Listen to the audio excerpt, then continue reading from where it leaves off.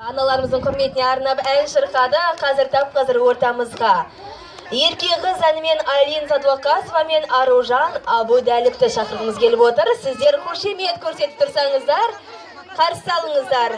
Айлин мен Аружан ерке қыз әнімен. Довольные такие. Так, мне же надо им показать. Қошеметтеріңіз.